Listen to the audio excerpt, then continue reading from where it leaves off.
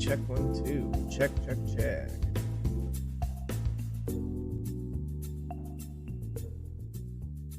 Check, mic check.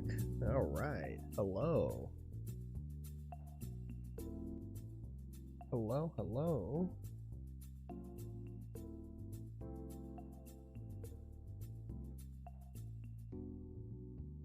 Hello. What is up, everyone? Howdy, guys. Howdy. Give me just a second here to cue up the band for you. How are you all doing today?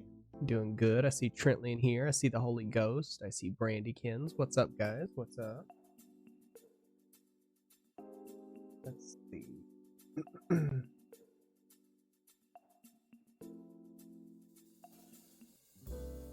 There we go. All right. Let's cue that band up. Perfect. And there's Paulson. What's up, Paulson? Thank you for the subscription for 7 months. Ooh, baby. What's up, guys? Sorry if I'm a little groggy right now. I woke up like fucking 30 minutes ago or something. Good old night shift life. Yeehaw. But hey, I got a good one for you guys today. Let's see. Oh, and Brandykins resubbed at 7 months today as well. Holy cow. Look at you guys. You guys been here a hot minute. What the fuck's wrong with you? What's up, Holy Ghost? But yeah, we got a special guest for you guys today. You guys probably know him already. He is my younger brother, Taylor Reaper. We're gonna get in here. We're gonna talk about some random stuff, some video games, some probably anime and things. I told him to prepare some stuff to talk with as well. Oh, I see Trashy Panda in here. What's up? Hello. Should be a good one. Trentley says, "Show me his face." We'll get him in here in a second. But yeah, welcome guys. Welcome to episode 5 of the podcast for the general populace. I'm glad to see all you wonderful, beautiful faces in here today. Before we start anything, I want to go ahead and say that, hey, we have a YouTube channel now. now. So all the VODs of this podcast will be up there on the YouTube channel. Let me see if I can get RoboLinko to share the link here. There we go. So yeah, there you go. There we go.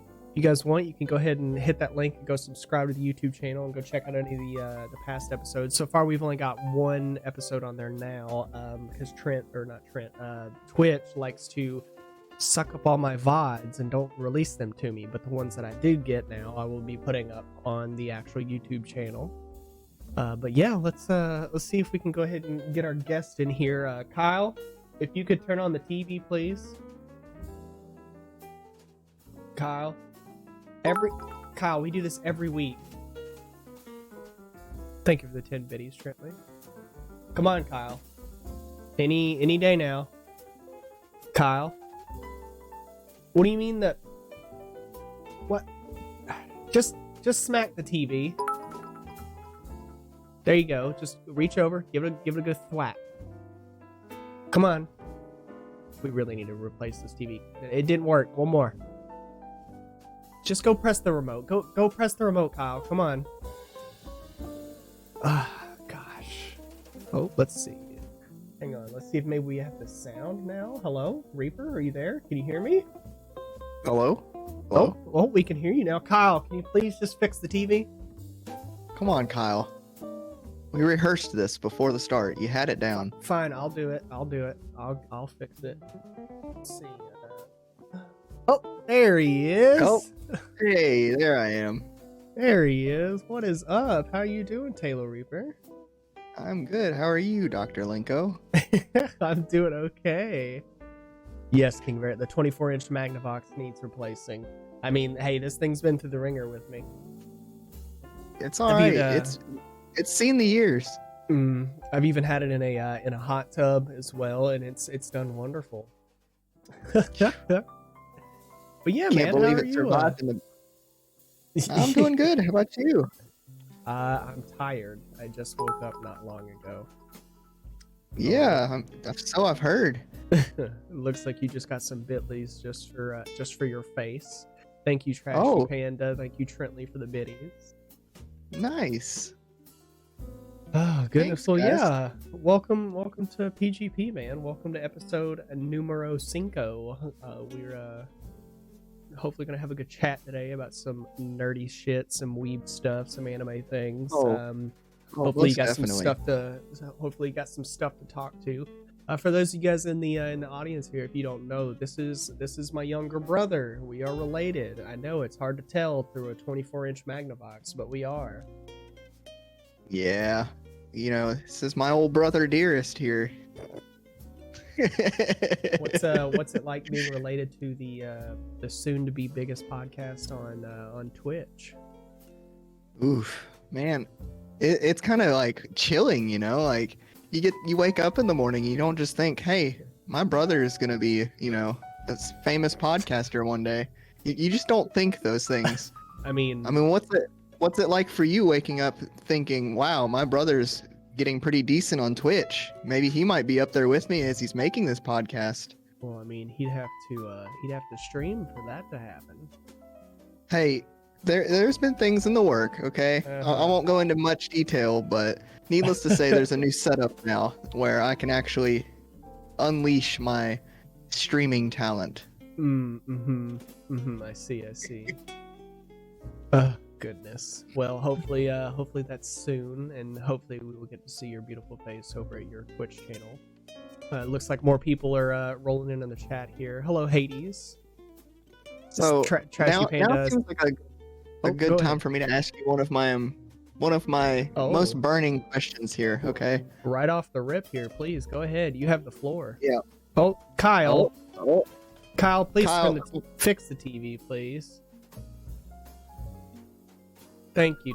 Thank you, Kyle. Oh, there it is. So, you know, I know being your brother that you're, you know, you like food. You're a man of mighty cuisine, as some might say. That is a fact. And I want to know how you make your ramen. How do you transform such a bland, you know, everyday meal into something worth eating? Well, are we talking about like instant ramen or like actual Yeah, like ramen? instant ramen. Like let's speak to those people out there that, they might be eating that instant ramen for quite a while. Let's help give them some of that extra I that knowledge see. here. Okay, well, let's see. For me, so I'm weird. I'm weird in the sense that when I eat my instant ramen, like the top ramen, Maruchan, whichever you want, I I don't like putting like too much liquid in mine. I know it's weird, but it's just how I've always done it since I was younger. Now, when I eat like traditional ramen at like a ramen restaurant or anything like that, I'll eat it then. I think it's because I enjoy broth so much that the instant ramen, just the water with the MSG flavor packet, it's not the same, man. It's not the same. So if you like yours a little more wet, you could do it that way. But for me, I don't. But I like to fry an egg and put it on there.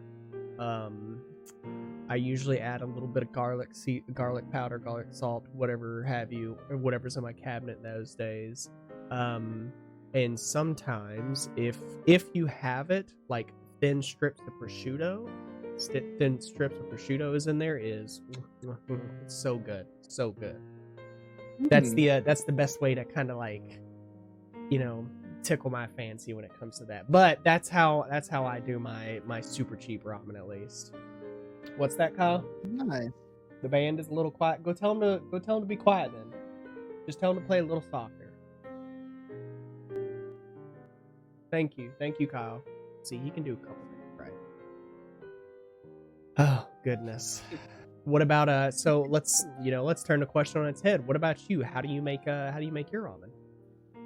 Well, you see, I'm more of the uncultured variety side of Mm. cuisine. You see, Mm-hmm. not being able to smell, it changes the way I taste a lot of things. So I like to get a little more daring with my ramen, okay? Oh, okay. So like I'll do the traditional, I'll throw the egg in there, all that good stuff, but I like to have a little bit of broth in there, like enough to where the noodles, about half the noodles are above the broth, right?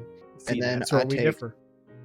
Yes, and I'll take a very good hot sauce, like one where like one drop is good enough, and I'll just put that one drop in the sauce and mix it all up in the broth, so that way it Mm, soaks into the noodles.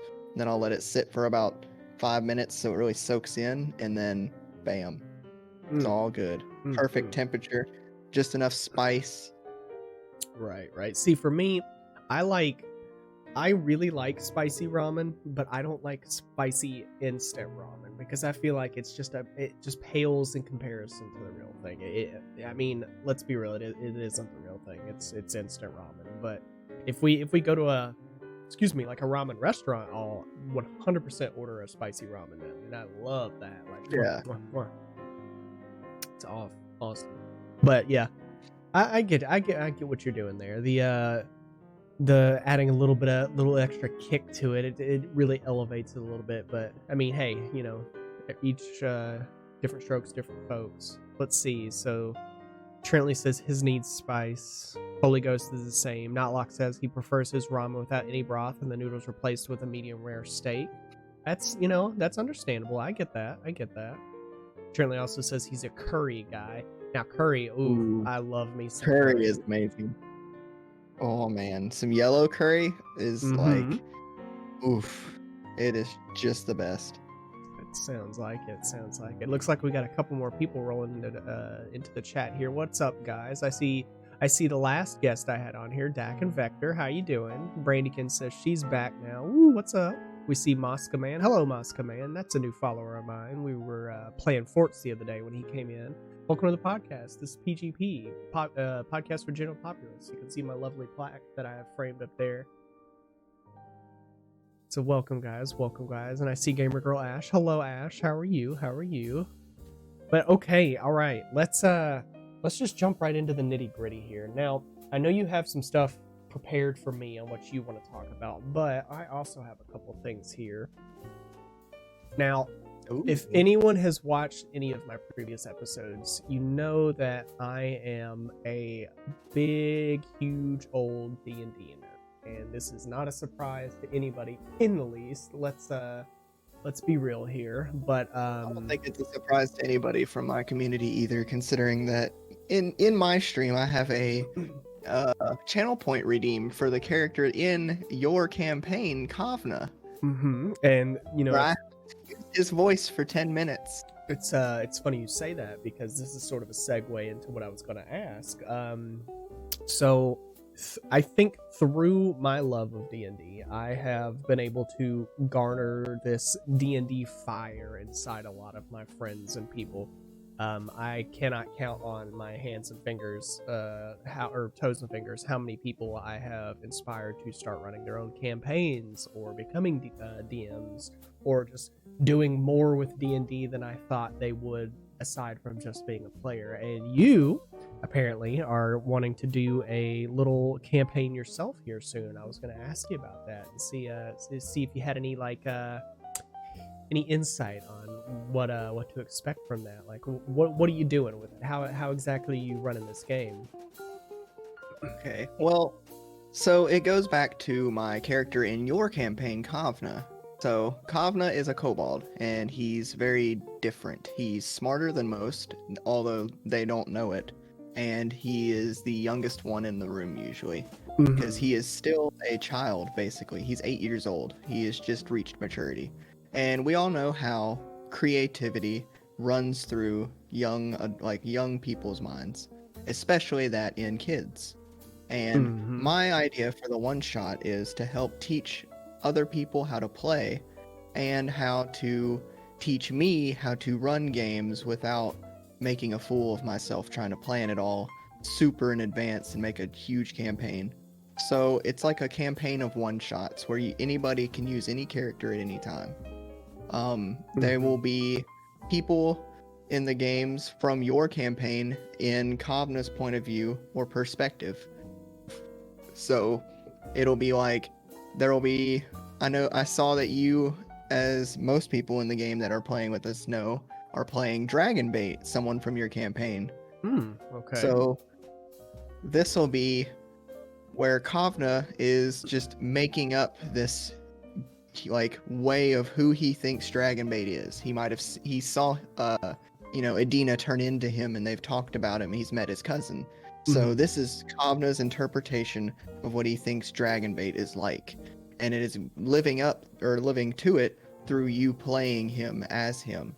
And in the NPCs and stuff and the places he sees, it'll be his own rendition of it. So like there might be things of like wild spontaneous effects of it, where it's like the Feywild, where something just crazy's in there, because in the end it boils down to this is a 8-year-old kobold's imagination. Right. So I cannot help but draw some similarities to like Borderlands and Tiny Tina and her assault on Dragon Keep. Was that where you got your inspiration for this? It was not. I had forgotten that was like that she had done the same thing in Borderlands, and I was just going off the assumption of, I want to make a bunch of one shots, and what's an easy way to do this? And I was like, well, everybody likes Kavna, so what if we're doing it in his imagination? Oh, I see. Interesting. Well, I'm very much so looking forward to that. Now, as far as, I mean, this is clearly I guess kind of like a homebrew world that you're making up here. What have you done, like, or what have you created as far as like encounter wise?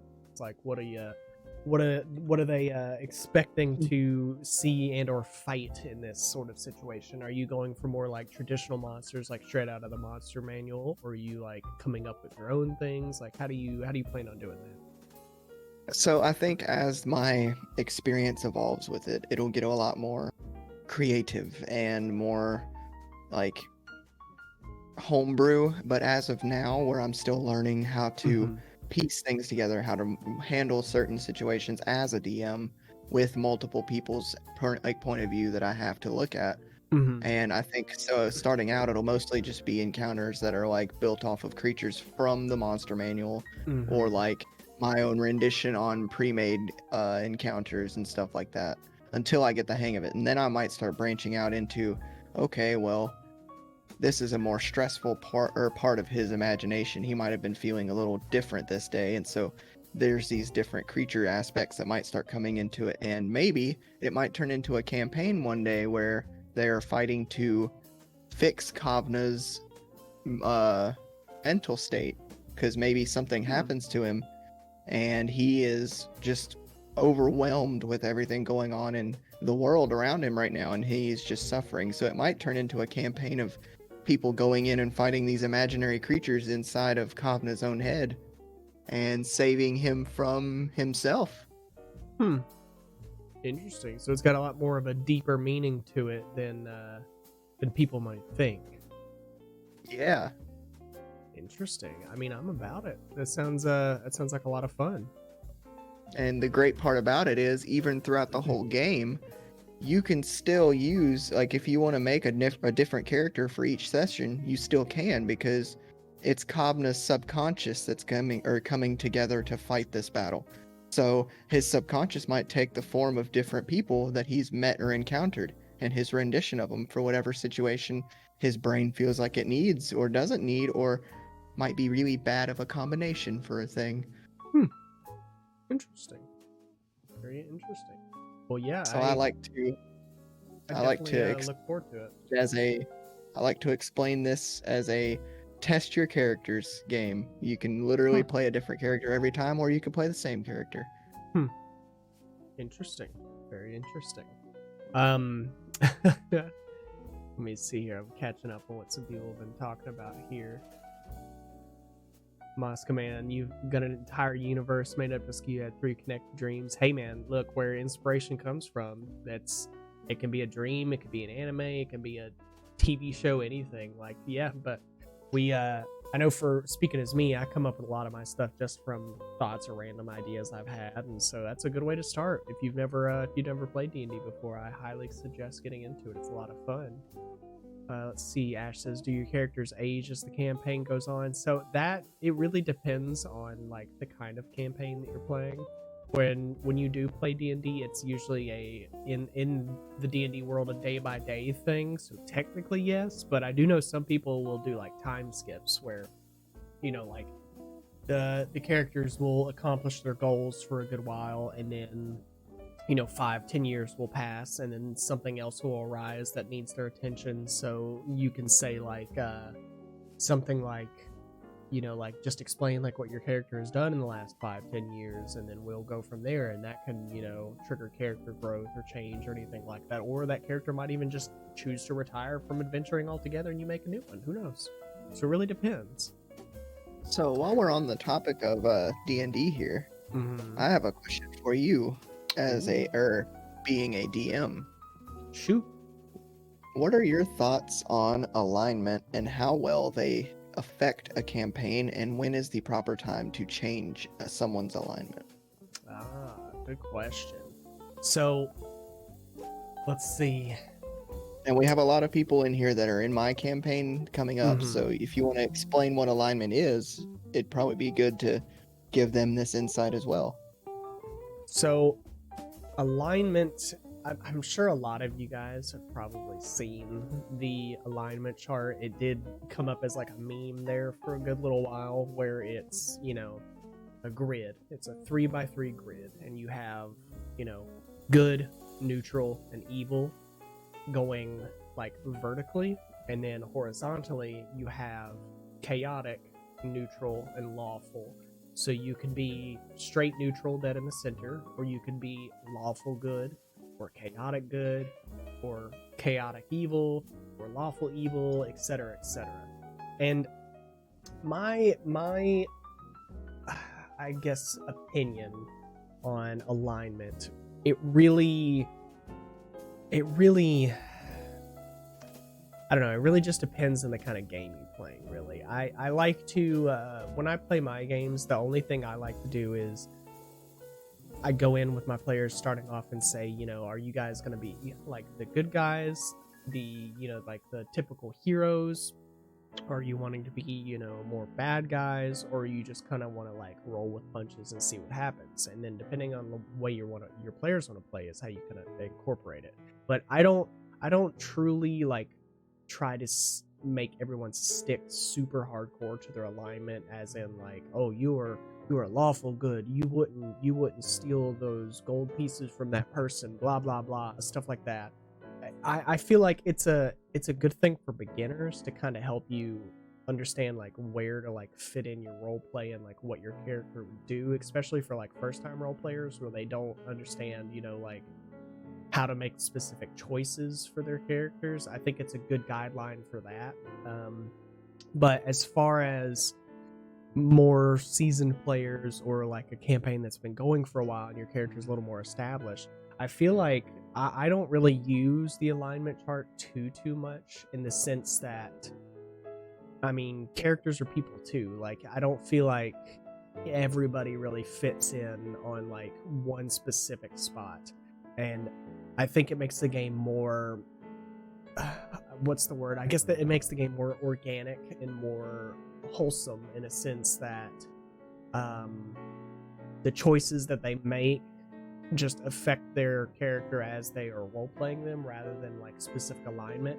Now, I do still kind of use alignment in the sense that there are some spells and abilities and things like that that, depending on your character's alignment, come into play.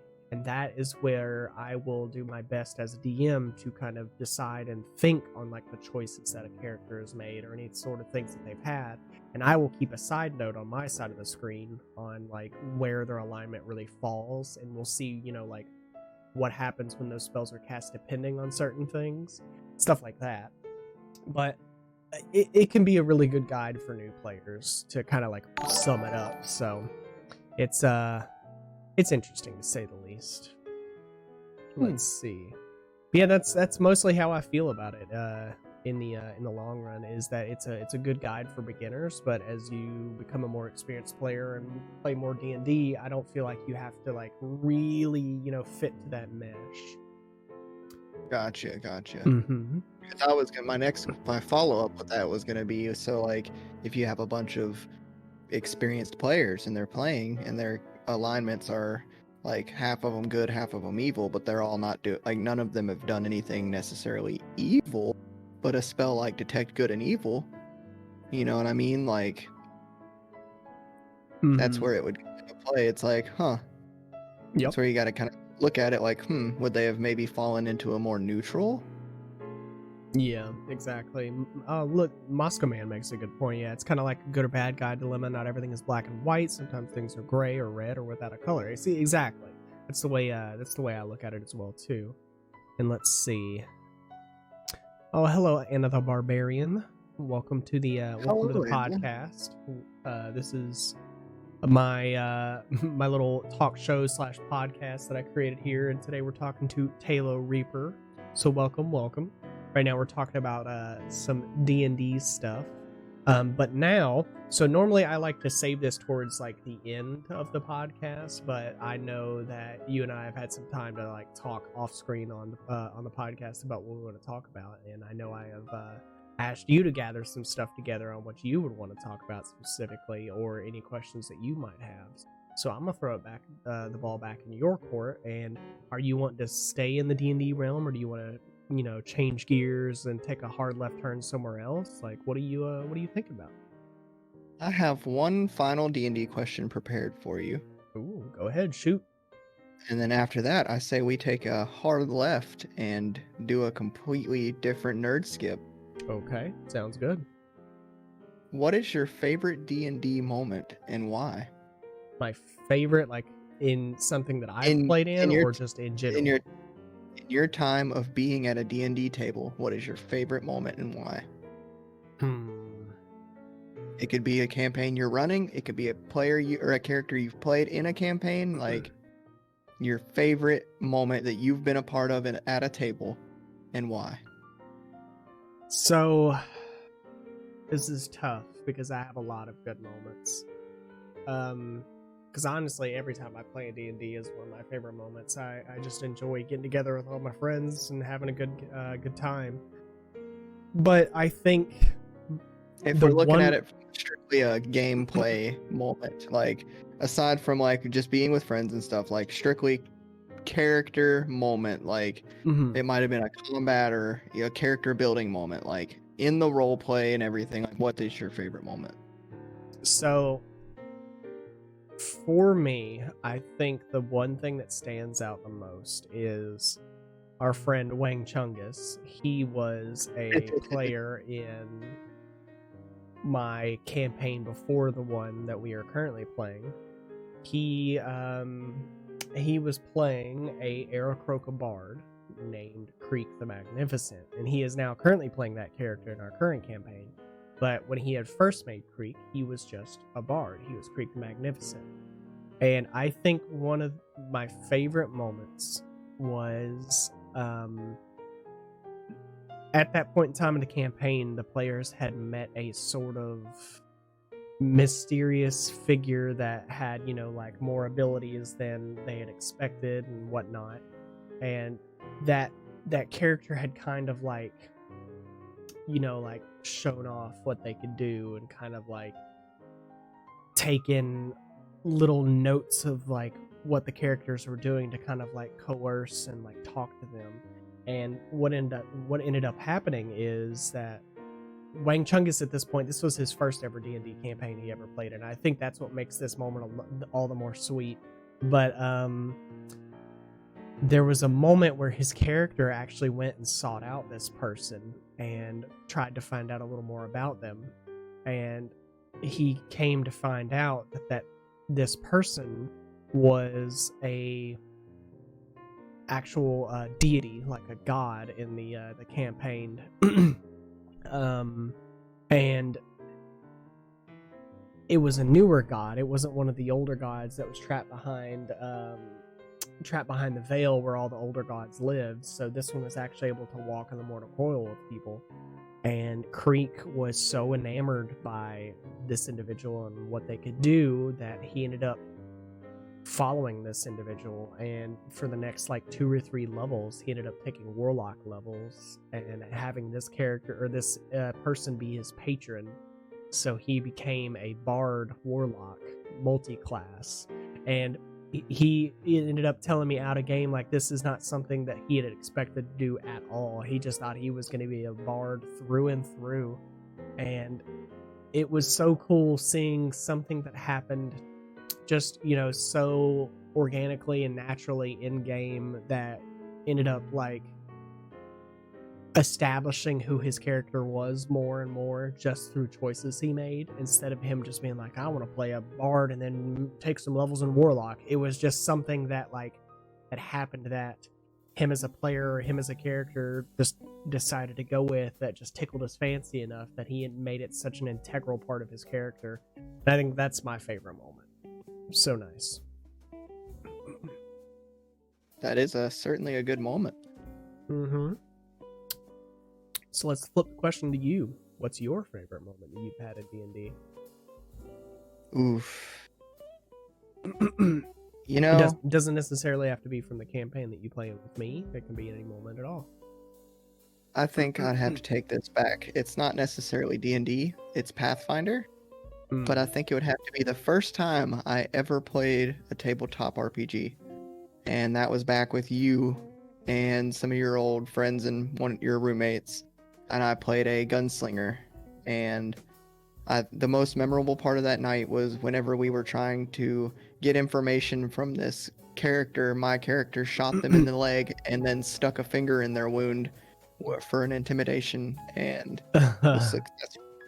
I think that was like the most memorable and amazing part of my life, because everybody in the room was just like, oh my god. And I'm like, it worked. I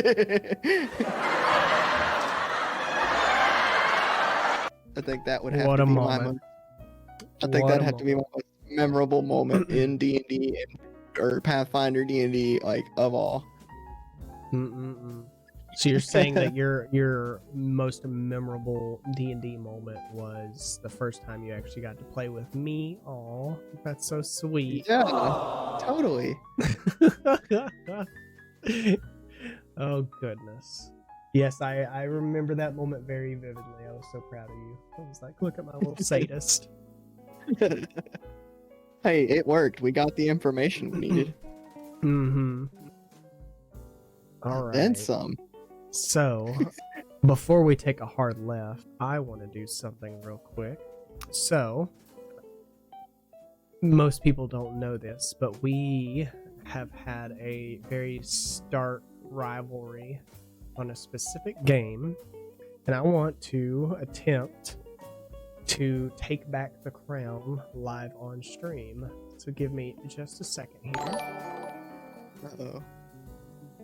Hey, and Trentley, thank you for the host. Give me just a second here. In just a moment, I will have Kyle send over a link to you, and I would like you to click on this link and take the challenge, and we will see what happens. So give me just a moment here. Oh, Kyle, goodness. if you could send him over that link, please.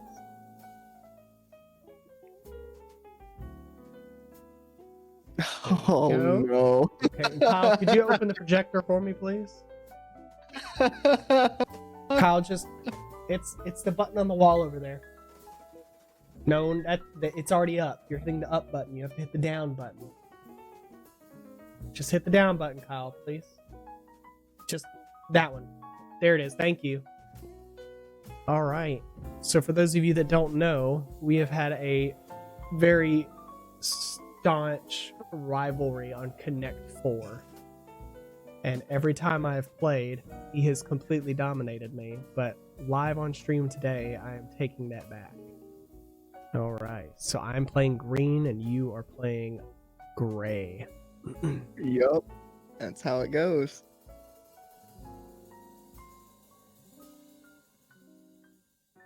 I've been practicing. I even had my last guest play with me. Interesting. Mm-hmm.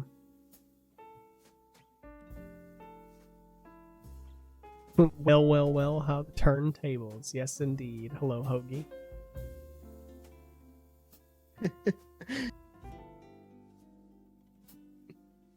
Man, I love the intense look of thinking on your face there. I'm gonna win this.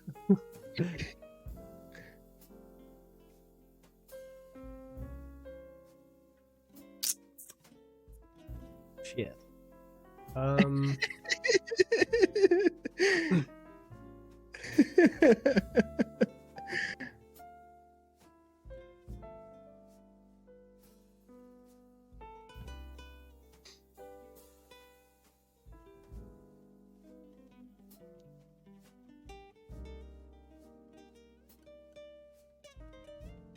See, the same could be said for you, sir.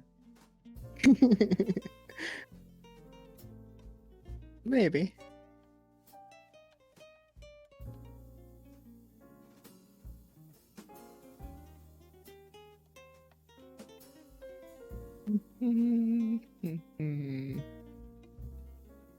What do we do if we hit a draw? Then that's where we call it. We call it a draw, and that's that.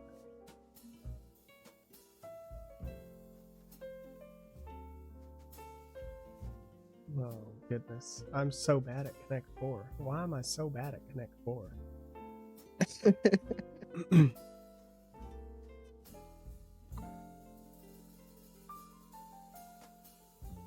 Mm-hmm.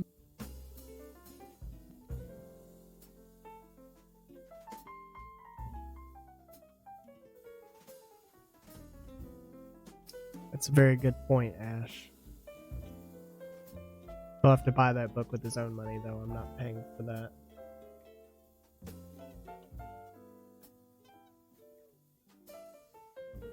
You mean your establishment doesn't pay for your intern's schooling? No, it's why he's an intern.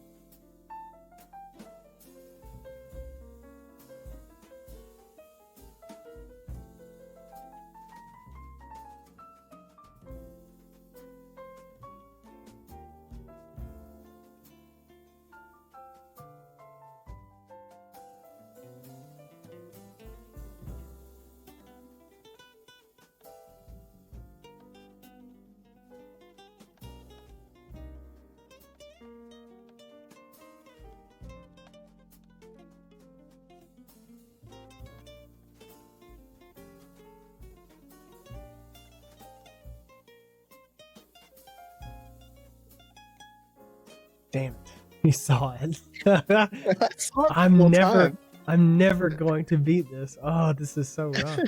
This is the most intense one. Not really. Hey, this is intense. Fuck you.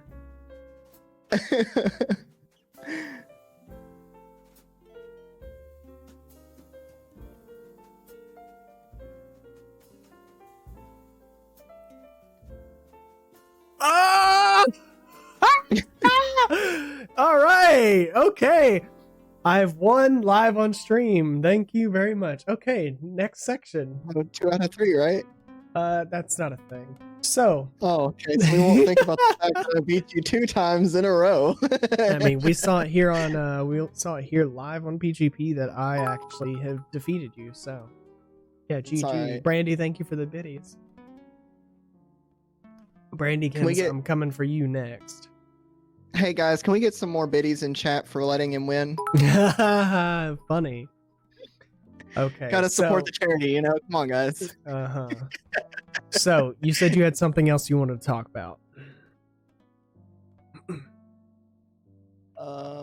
Yes, let me find my notes here. Ah, yes. Let's take this in a anime turn here. Okay. Let's embrace the full anime here. Thank you for the Okay. videos, guys.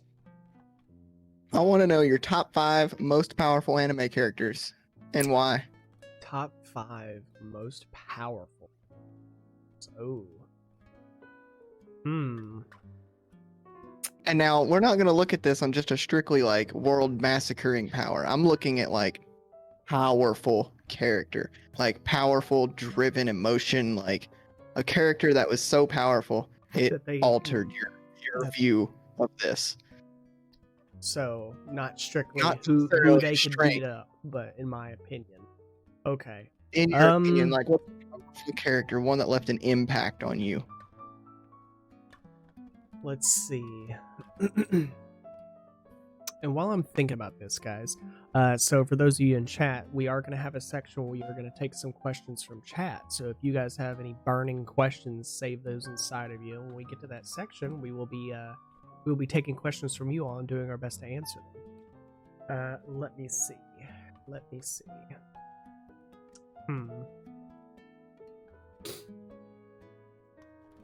So for number 5, I'm just going to go ahead and say Goku. I think Goku is a good one for number 5. 1, because of how strong he is. 2, because of his unrelenting, I guess, like, bond with his friends and the fact that he will do anything to defend them and his home. Number 4, I'm going to say Mob from Mob Psycho. I think he is a very driven individual, and for those of you that have seen the anime, he goes through the whole thing doing his best to like suppress like his ability, his emotions, etc. But by the end, you get to realize that he is actually in fact stronger in the fact when he does not control them, and it makes him just a more wholesome person. So that's my number 4.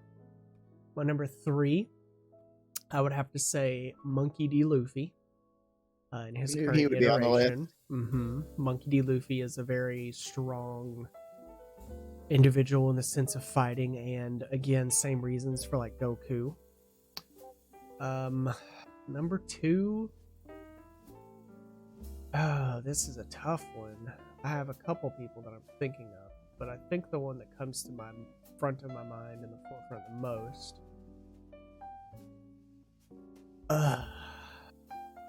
There's so many.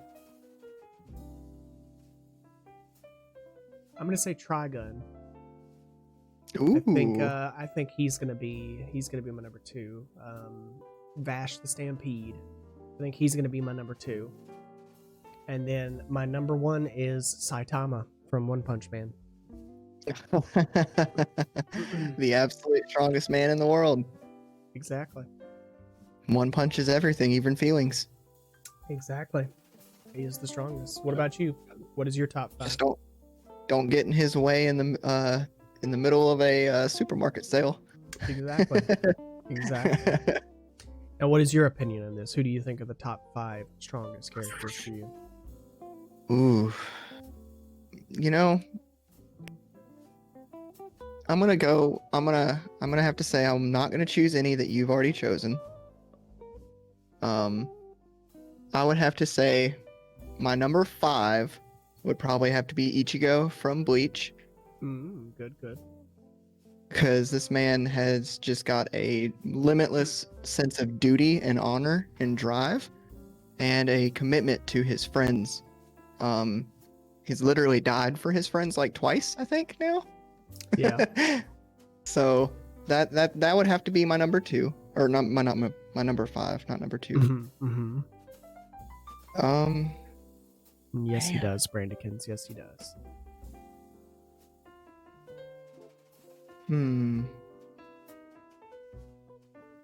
Number 4. Man, that's tough. Mm-hmm. Because it's like, oof.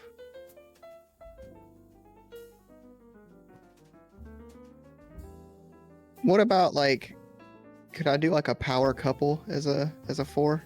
It's your list. Yeah, I'm gonna say number 4 would probably have to be the Horimiya power couple. Gotcha. That anime was just so good, so good. Really showed you the behind the scenes of like people's lives, you know, and it had a very like fulfilling climactic build up throughout the whole thing. Showed the two people really just getting each other, you know. So I think that's a very powerful selection there. Number 3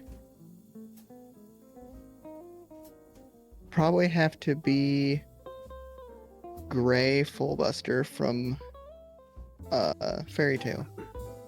That's a good one. He is constantly just getting out of Natsu's shadow, so like he's always constantly striving to be better and constantly just having the back of his friend, even though they act like they don't like each other, you know. So like they still have that powerful friendship. He's got that drive to protect all of them. I think number 2, I think number 2 would have to be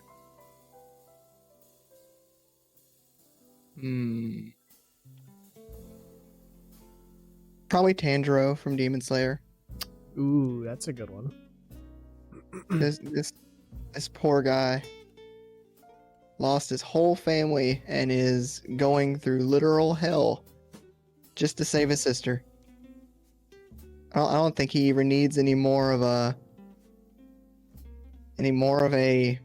reason, you know? Like he's just, man. And for That's a good number one, man, you know, this one just, it goes without saying. Like, I'm surprised you didn't think of this one. Cool Squirtle from Pokemon. That's a very good one. Those sunglasses. Dude, the sunglasses they are a shield. They block the haters from seeing his true feelings, okay? Talk about a struggling character, okay? This poor Squirtle got abandoned by his trainer, started a gang, got taken advantage of by Team Rocket, and then finally saw the light and went with Ash. Cool. And looked good while doing it. Yep. He was the baddest Squirtle out of the whole group. That's so funny. And you know, it was a tie between him and Primeape. And Primeape. That's a good they one. both were very powerful characters in the show. They left an impression. Ooh, geez. That's a very colorful list that you've come up with, but I 100% agree with you. Yes, see, Trentley gets it. Squirtle Squad. Oh goodness. Oh, you know what? That actually brings me to the next thing I wanted to talk about. A very good segue there, unintentionally by you. So another big thing that is, I think, a very big uh what is it? A big thing in our lives is Pokemon. So if you Oh yeah. had if you so we'll, I have two questions for this. First one is, if you had to be a gym leader, what typing would you choose as your gym? And then my second question would be, what team would you use for this gym? Oh man. Do you remember the ones we had on the server? Because I would totally be a dark type I do leader. remember those ones, but our chat does not. So why don't you enlighten them? I can't remember what all I chose. I think it was Salazzle. Um. Hold on.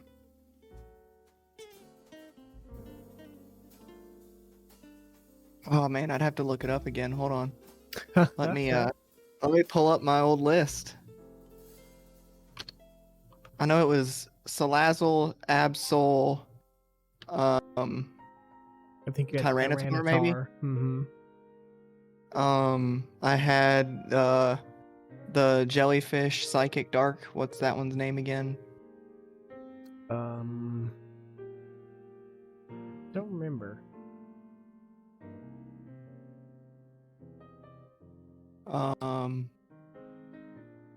So while he's doing this, chat, what about you guys? If you had to be a Pokemon gym leader, what typing would you choose as your gym?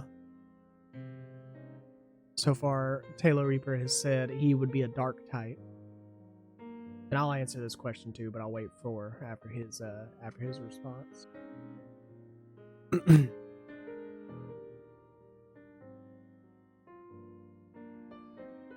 Very true, Musk man. I remember now.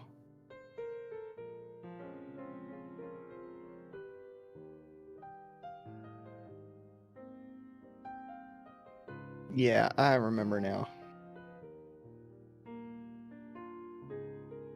What's the team? So my dark type gym would have Absol. Mm-hmm. It would have Malamar, Incineroar, Tyranitar, Hydreigon, and Greninja. I think that's 6, right? Am I missing one? I think you're missing one. Grimmsnarl. Nice. Those are pretty good. For me, I would. It's always been a toss-up. I would either be an ice type or I'd be a grass type. You would be a grass type. Don't even act like you wouldn't. You have been a Venusaur lover since Pokemon existed. Very true. I do like Charizard, but I'm very much so a slut for Venusaur. The onion turtle or the onion frog, I love him. And then you were even worse for Torterra. Very much so. Torterra. Well, I mean, he was the clear, obvious choice for that generation. What? Mm-hmm. No. Yeah. No. Well, who did you choose? That's like Piplup's generation, right? I think so. Yeah. Turtwig, Piplup, and See, that one doesn't even matter. Turtwig's the only choice. No. What's the other one? Embor, maybe? I think so, yeah. Tepig. But no, dude. Tepig all the way. Like Embor, I did a speed run on. Or no, Tepig is black and white. It's Chimchar. It's Piplup, Chimchar, and Turtwig. Yeah, Empoleon all the way then, because Empoleon was such a solid special attacker. I will say that Empoleon is cool only because he gets the steel typing. Yep. And that's what makes him very interesting, and that's something that you don't see often in the starters is the steel typing. But no, I still 100% believe that I do have Turtwig to is the say, best with choice. the newer generations, they have been dual typing the starters a lot more. True. I'm still in the boat that I really wish they would just get away from the starters being fire, water, grass. I wish they would do something different, where they would do a different type of 3.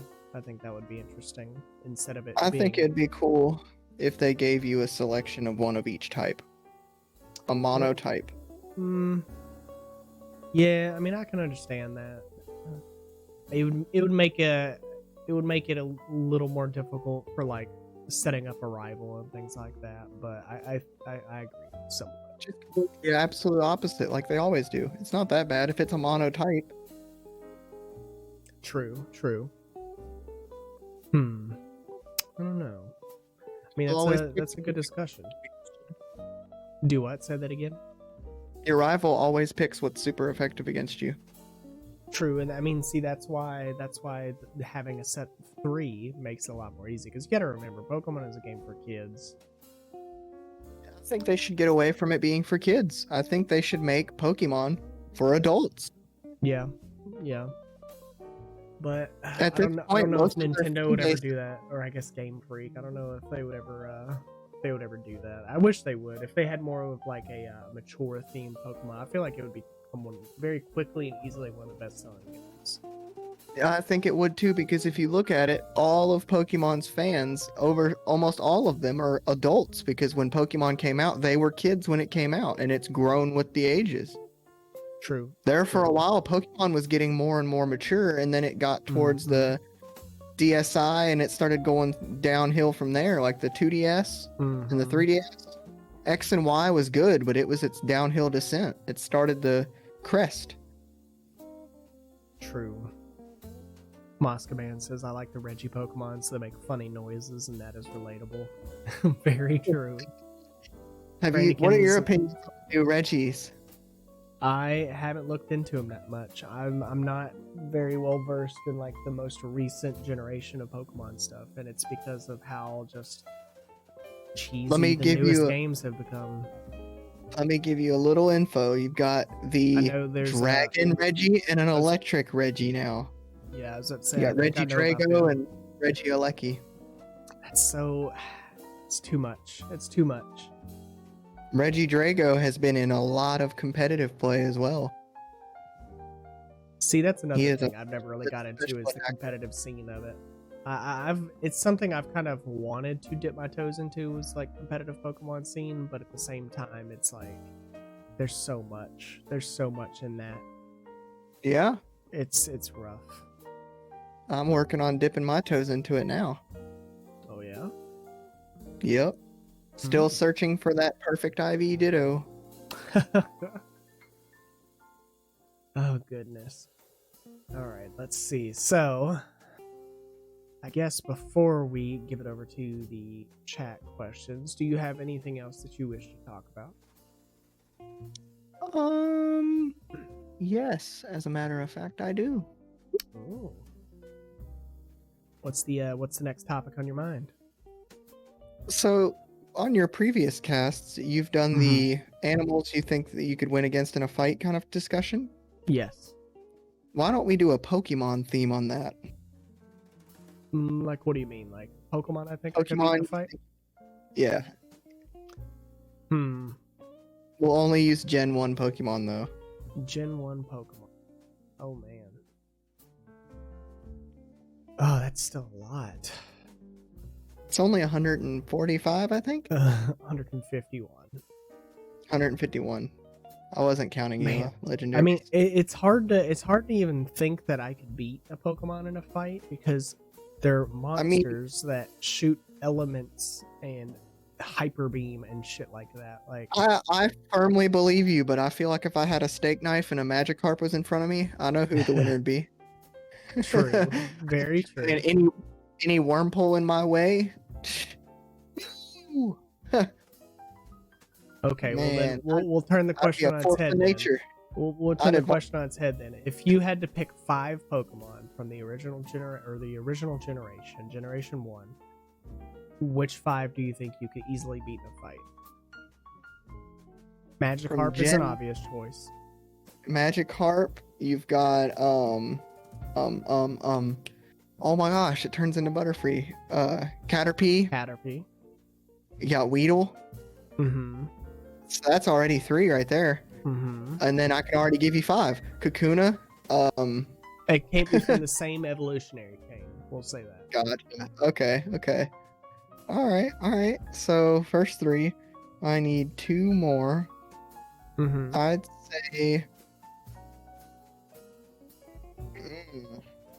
that is a tough one.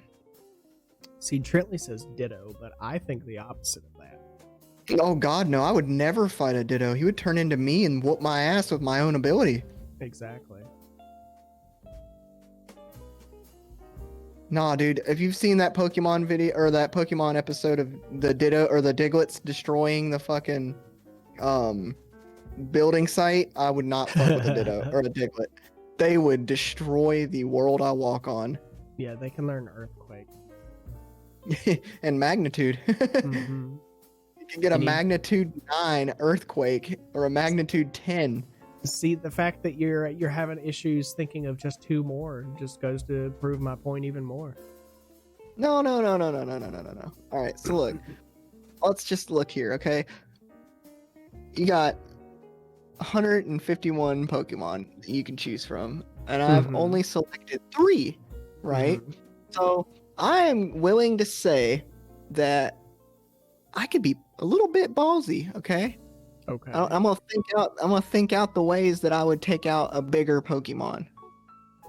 So, me personally, I feel like I could easily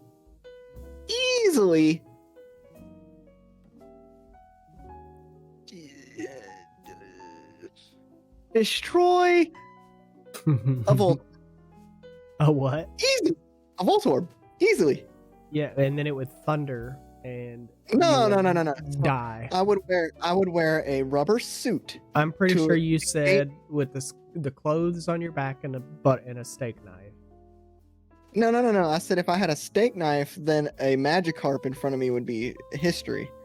Well, we're saying beat purely in hand-to-hand combat. All right. Hand-to-hand combat then. Ooh. See, that changes things slightly. I firmly believe that I could kill a Mr. Mime. If you could touch it. Solely on the pure hatred I feel for that Pokemon, I could find a way. It would have to kill me to keep me from killing it. Okay. So that's 4. We still need 1 more. If I'm gonna go after Mr. Mime, I'm gonna go for his wife too, and I'm gonna go after Jinx. Easy clap. They're the same thing. I mean, she would freeze you solid, but okay. She could certainly try.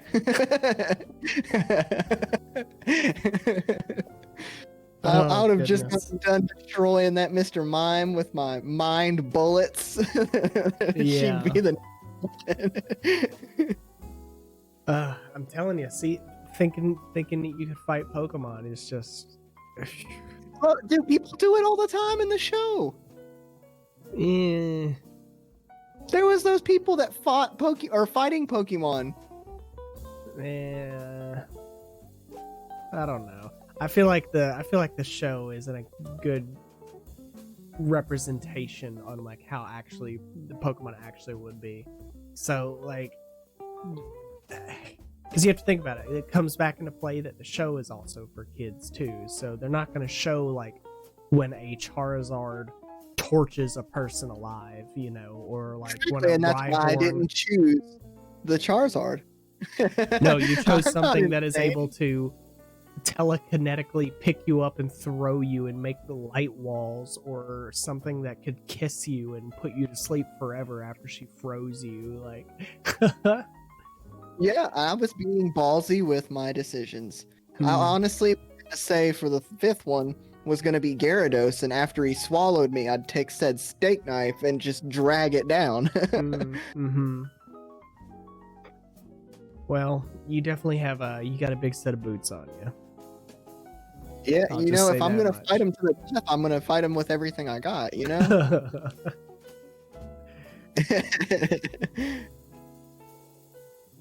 Brandykin says you just need to shake your bazongas first. Oh, yeah, that'll work. Especially on a Mr. Mime.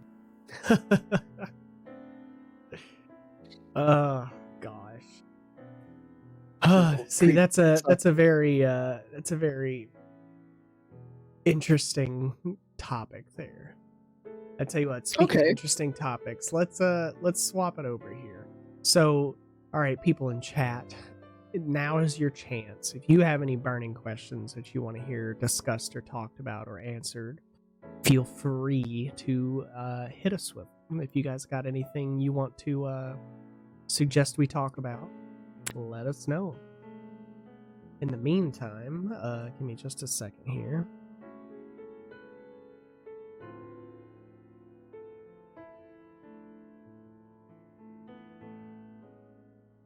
There we go. Since we are on YouTube now, I think it's only necessary that that we have a bit of an ad read while we wait on chat to come up with some questions. So, Taylor Reaper, if you don't mind, since you're the guest here, would you mind doing the ad read for me? Let me go ahead and I can have Kyle send you over the script. Ah, yes. So here, let me put the floor over to you now.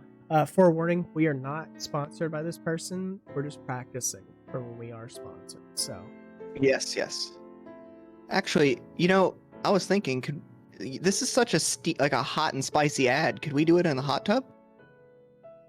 we can certainly try. Give me just a second here. Ah, there we go. See, just reading it, I was getting warmer. Now I feel cooler. Mm-hmm. It's like a comfortable warm now, you know? It's regulated. None of those So- TV cables are in there. Okay, yeah, you're good. All right. Yeah. So today's video is sponsored by Raid Shadow Legends, one of the biggest mobile role-playing games of 2019, and it's totally free. Currently, almost 10 million users have joined Raid over the last 6 months, and it's one of the most impressive games in its class with detailed models, environments, and smooth 60 frames per second animations. All the 8 champions in the game can be customized with unique gear that changes your strategic buffs and abilities. So spicy, I couldn't even say it. Ooh. The dungeon bosses have some ridiculous skills of their own, and figuring out the perfect party and strategy to overtake them's a lot of fun. Currently, with over 300,000 reviews, Raid has almost a perfect score on the Play Store. Not the Apple Store, the Play Store, the one that matters. Wow. The community is growing fast, and the highly anticipated new faction Wars feature is now live. You might even find my squad out there in the arena. It's easier to start now than ever with Raid's program for new players. You get a new daily login reward for the first 90 days that you play in the game. That's Wow. free shit. What are you guys doing? Go get it. So what are you waiting for? Go to the video description, click on the special links, and you'll get 50,000 silver and a free epic champion as part of the new player program to start your journey. Good luck, and I'll see you there. Wow. Good job. And then if you guys want to throw in code TAYLOREaper11 until they finally implement it, it might work. Hey, can we get a round of applause for Taylor Reaper and that wonderful ad? Yes, thank you. Thank you. Wonderful. Absolutely wonderful. Okay, so looking at the chat here, it looks like we have a question from Trentley. And Trentley says, what do you consider the most promiscuous type of fruit? Oh, why don't you answer that one first? And thank you for the biddies, Trentley. Oh man, the most promiscuous type of fruit. Now, here's the question. Are we saying strictly based on like how the fruit looks? Or is it things you can do with the fruit? Or is it how it looks when you cut it? Or what? Like, what's the specifics here? Because for me, I agree with Brandykin's passion fruit is definitely the most promiscuous type of fruit. However, have you ever cut open a mango vertically? You know.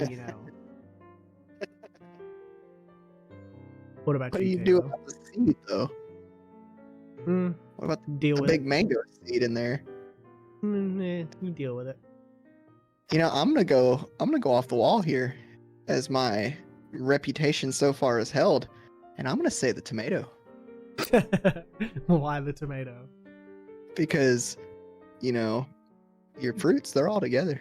They know what Hmm. they're doing. Tomato, he's in uncharted territory. He's out there with all the vegetables. Hmm. He's in uncharted waters. The path less traveled. Yep, the grass may be greener. He's gonna find out.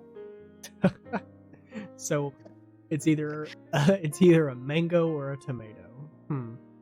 Hopefully that satisfies you on your question there, Trentley. Does anybody else have any other questions they want to ask? Let's see.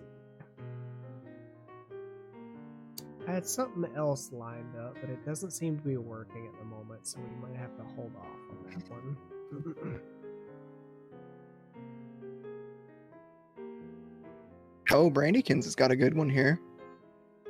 Go right ahead. If you could live in any movie franchise, which would it be? Ooh. I'll let you go first on this one since you let me go first in the last one. Oh, Demon Slayer, because it now has a movie and it is confirmed. So yeah, there we go. That's mine. You would just live in the Demon Slayer world. Without a doubt, I would not stop moving until I found Nezuko. It'd be the way.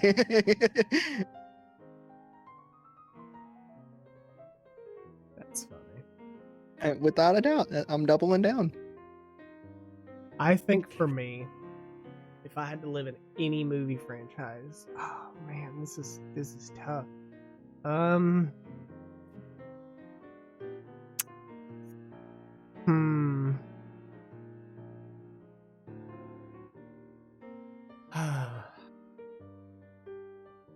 I'm a sucker for like space travel and stuff like that, and or like bounty hunter kind of things. I would have to do oh shoot, what's that movie with? It's got Cara Delevingne in it, and then that other kid, and they're like futuristic space bounty hunters. It's like the City of a Thousand Worlds or something like that. What is that movie called? Man, I don't know. No, Valerian and the City of a Thousand Planets. That is the world that I would live in. I absolutely love that movie because of that reason.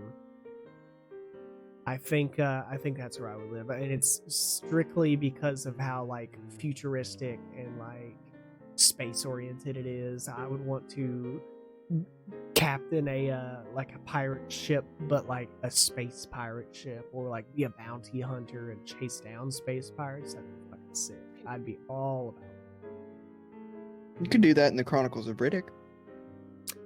Yeah, but then I also really run the risk of dying because, you know. Nah, dude, you just gotta be Riddick. badass and Diesel. Yeah, but then I would have to go to jail first and get this CD operation on my eyes. So Dislocate your shoulders to get out of handcuffs. exactly. Yeah. See, I'm not a fan of that. Anything that Gotta costs still me a lot of remember that pain. moment from that movie. That is one moment from that movie that sticks with me. Yeah. Oof. And I have to be around Vin Diesel. Good point, Brandon. Trentley says I don't know. Firefly. I've heard that Diesel is quite the up and coming D&D player. Yeah. He only plays with family though. Gosh, there you go. That's a good segue to talk about. That meme, oh man, is one of the weirdest, goofiest memes that's come out. I'm still a firm believer that the PR team for the new Fast and Furious movie created that meme and made it get to circulation and made it be viral to help promote the movie. I 100% believe that's the case. This meme up on the projector? I don't think I've seen it. We can try to find it. Hang on.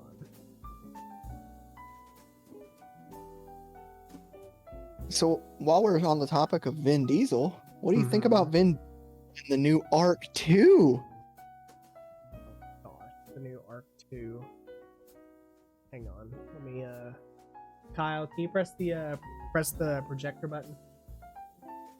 You just hit it earlier. It's that same one. It doesn't move. It's right there. Thank you. This one.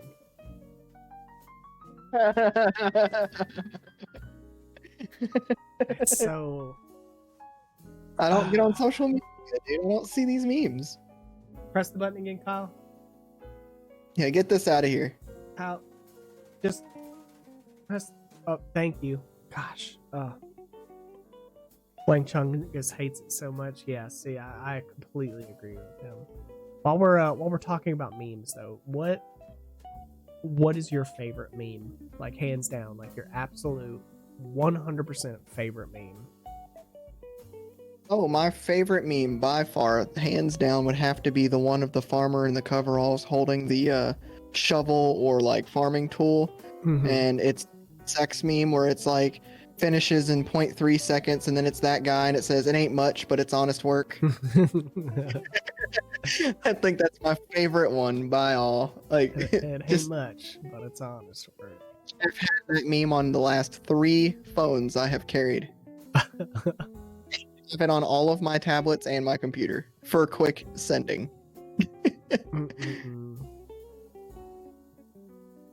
I have to think about mine. Trentley says, "I will die laughing at any peace was never an option" meme. Those are a good one.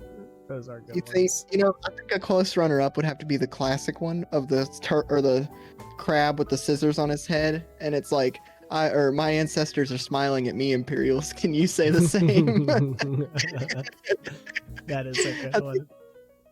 That's just a crisp one, it's just crisp. That is a good one. It's similar to my favorite one. My favorite one is where it's the knight in shining armor, and where it's like, hello people, how are you? And then it shows some like super fucked up image, and he's like, by the gods, or something like that. Like, I can't think of the name of that one. But hang on. While we're on the topic of memes, I have to say I've missed that every Sunday I have not been able to get a good D&D meme. True. It'll eventually come back. We'll eventually be able to get back into it. I cannot find that meme. Oh man.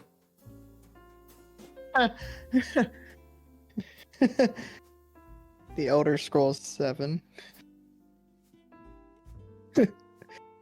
Easily, Trentley. He asked, "What do you think the next game for Bethesda to fuck up will be?" Oof. Elder Scrolls 7. I think I agree with you on that one. But it's not going to be fucked up in the sense of bad. It's going to be fucked up in the sense of like Skyrim, where we'll play it for the next 20 years. Yeah. Very true. Because if true. Skyrim lasted for 10 years, then the next one's going to be 20 years because of improvements to functions in games. And then the next one will last 30, and then when they get to that 50-year mark, they'll just stop making games. True. Thank you, Wrestling, for the posture check. All right, let's see. So, it looks like we're running up on the hour and a half mark here, and I think we're probably going to call it a little early today, and it's just because I have work in an hour. So, yes, to be able to kind of like get my stuff together and wind down and get ready for that, I think we should go ahead and start wrapping up for the day. But before we go, Kyle said he's upset that you got to do the last ad read and he wants to do this one. So I'll leave it up to you, Taylor. Do you want to do the last ad read or do we let Kyle do it? Can Kyle do it? Honestly, I don't know. There's one redeeming factor about Kyle is he has a wonderful voice. So why don't we do this? Let's put some stress on the act here. Okay. If Kyle can do this without fail, Mm-hmm. I say we make him Employee of the Week. Employee of the week? That's a tall order. It is. It is. So that's what I'm saying. If he gets through this ad read without fucking it up, I say he gets Employee of the Week.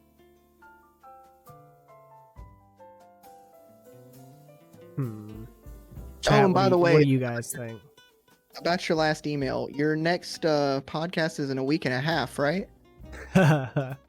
No, actually, speaking of that, I'm hoping I will be able to do one this Friday. It depends on if my guest is able to or not. Or I think Brandikins has talked about coming on, being a guest on here. If she would like, she is more than welcome to be the next guest on the podcast. I like where Brandy's mind is going. I say Employee of the Hour.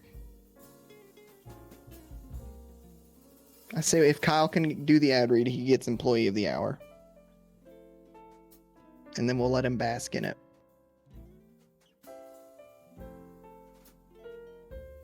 We could do Employee of the Hour. Or Employee of the Day. She said Employee of the Day, but you say Employee of the Hour? Yeah, on the downward trend, you know. You gotta start somewhere. Right, Kyle? Okay, you know what? I say we let him try it. All right, Kyle, Go ahead, take it away. This video is sponsored by NordVPN. Staying safe online is an ever-growing difficulty and you could be exploited by hackers. NordVPN allows you to change your IP address, making you harder to track, securing your privacy. Check out the link in the description to get 20% off for the first 2 months, and thank you to NordVPN for sponsoring this video. Thank you, Also, Kyle. That's great. Linko, please pay me. I have family that needs to eat. I wish you would acknowledge me, please. I am begging you. I cannot help that my arms are freakishly long. Turn off the mic. Okay, well, gosh. Oh, wow. Thank you, Kyle. Yeah. Anyways. Employee of the Minute sounds I don't know even about better. Employee of the Minute. You did a good job. All right, your minute's over. Yeah. Okay. Well, we're gonna act like that didn't happen. Okay. Good try, Kyle. Good try. Maybe next time, bud. And you can help that your arms are freakishly long. It's the only reason why we even hired you. Oh goodness. Let's see. You know I'm always down to be on, just not a Friday. So speaking of which, your cup over there is a little empty. You know, I think Kyle needs to come in and change out our drink. We put him away. I'm not dealing with him after what he just tried to pull. Sam, Gotcha. pay him. Kyle, I'll pay you as soon as you can press a button correctly. Okay, but I think that's good to wrap it there. I tell you what, let's see. Perfect. Okay, so I think what we will do, we'll go ahead and we'll wrap up here. We'll get everything tied up together, and it looks like we might have a couple people on that I can raid here, so I think we'll do that there. So if you guys are hanging around in the chat, if you want, stick around for the raid, you can. But again, yeah, thank you guys for coming out. Let me go ahead and Kyle, can you just no. Oh, here we go again. Kyle, I don't care. Just yeah. Anyways, okay. Now, Taylor, I like to give my guests 10 seconds, the last little bit, to plug whatever they want, and as soon as it's done, though, you're cut off. Kyle presses the button, and that's it. So for all of you guys for stopping in, go ahead and say bye to Taylor Reaper. Tell him bye. Thank you for coming on. It was a wonderful time chatting with you. Our topics were very far and varied, but it was a wonderful, wonderful time. But yeah, you have 10 seconds to plug whatever you want. 3, 2, 1, go. Alrighty, guys. Come check out my channel in the next few minutes. Not the next few minutes, next few days. I have a new setup, and it'll be great. Have a good day, guys. Wow, short, simple, and sweet, right to the point. Very nice.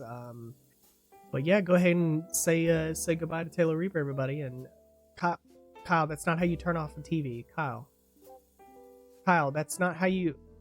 Kyle, just quit. Kyle, that's not how you. Oh, actually, it worked. Interesting. Wow.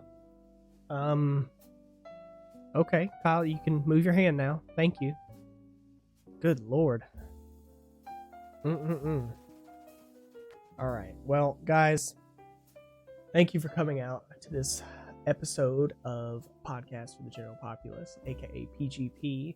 I greatly appreciate every single one of you that stopped by in the chat. Thank you for hanging out with us and giving us somebody to chat to while we had our lovely discussion here. Again, I have a YouTube channel up now for the podcast where you can find the VOD for this specific episode and my previous one. I'm still working on getting some of the other VODs posted up there, although Twitch is kind of being a weenie in that sense, so I don't know if it's going to happen, but keep a lookout for it. But if Robolinko, if you could share that link one more time for me. There we go. There it is. And I've also shouted out Taylor Reaper, who is my guest today, so you guys can go over there and give him a follow or a subscription if you want for whenever he goes live again, although I'm sure most of you already do. But again, thank you for coming out. It was wonderful talking with all of you and my guest this time. But yeah, so thank you for coming out to episode 5 of PGP. It's great. Can't wait for the next one. All right. Take it easy, everybody. Bye-bye.